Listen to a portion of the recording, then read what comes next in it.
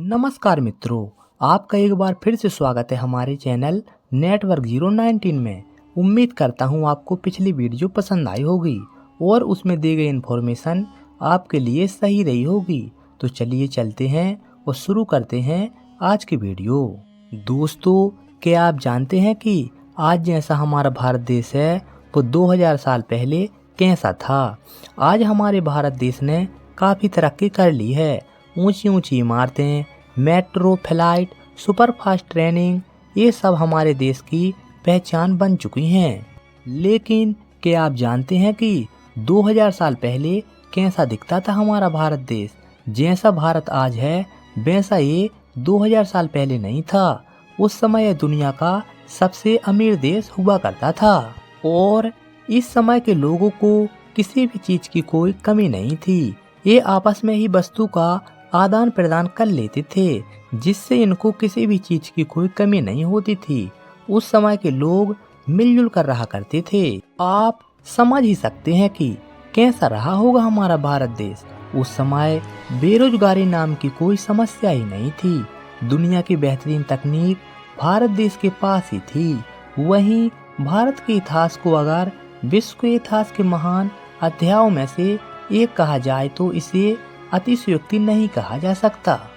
इसका वर्णन करते हुए भारत के पहले प्रधानमंत्री पंडित जवाहरलाल नेहरू ने कहा था कि विरोध भाषाओं से भरा लेकिन मजबूत अदृश्य धागों से बंधा भारतीय इतिहास की विशेषता है कि वो खुद को तलाशने की सतत प्रक्रिया में लगा रहता है और लगातार बढ़ता रहता है। इसलिए इसे एक बार में समझने की कोशिश करने वालों को मायावी लगता है। इस अद्भुत उपमहाद्वीप का इतिहास लगभग 75,000 साल पुराना है। भारत पर हमला करने वालों में सबसे पहले आर्य आए थे और वे अपने साथ मजबूत सांस्कृतिक परंपरा लेकर आए थे। संस्कृत उनके द्वारा बोली जाने वाली सबसे प्राचीन भाषाओं में से एक थी और वेदों को लिखने में भी इसका प्रयोग हुआ है, जो 12 ईसा पूर्व के हैं, जो प्राचीन ग्रंथ माने जाते हैं। ये वो समय था जब सिर्फ भोजन इकट्ठा करने वाले मानव ने आग और पहिए की खोज की थी और इस समय के लोग कृषि करके उन्नत थे। इस समय के लोग प्राकृतिक संसाधनों की भी पूजा करते थे। इस समय के काल में वेदों का संकलन हुआ और वर्णों के भेद में जैसे आर्य और दास।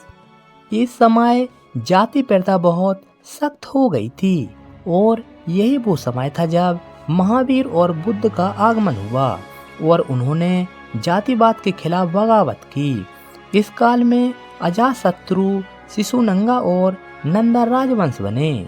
चंद्रगुप्त मौर्य द्वारा स्थापित इस साम्राज्य के तहत पूरा उत्तर भारत था और बिंदुसारा ने इसे और बढ़ाया। इस काल में हुए कलिंग युद्ध के बाद राजा अशोक ने बौद्ध धर्म अपनाया। तो दोस्तों, क्या आप जानते हैं कि इस समय के लोग क्या पहनते थे? इस समय के लोग सूती की धोती पहना करते थे, जो उनकी कमर से लिपटी होती थी और उसे पीछे की ओर से बांधा जाता था। कुछ लोग माथे में पगड़ी भी बांधा करते थे। तब पुरुष अपनी दाढ़ी बहुत छोटी या नहीं रखा करते थे। पुरुषों का ऐसा पहनावा हजारों सालों तक रहा। लोग अपने पहनावे से बहुत ही अधिक प्रेम किया करते थे, या हम लोग यह भी कह सकते हैं कि इंसान का पहनावा ही उसकी और उससे जुड़ी हुई सैकड़ों साल पुरानी संस्कृति की पहचान हुआ करती थी। उस समय धनवान औरतें चीन की सिल्क से बनी साड़ी पहनती थीं और साधारण घर की औरतें सूती साड़ी पहनती थीं।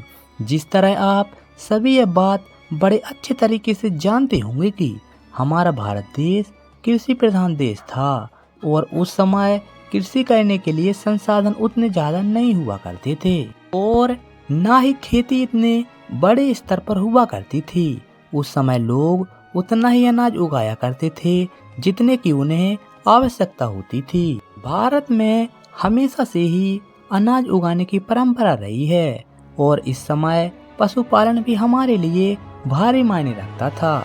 उसके बिना कृषि अधूरी मानी जाती थी।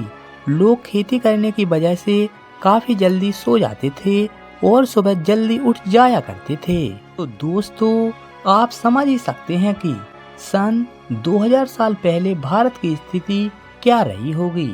तो दोस्तों, फिलहाल के लिए इस वीडियो में इतना ही। उम्मीद करता हूँ कि इसमें दी गई जानकारी आपके लिए अच्छी रही होगी।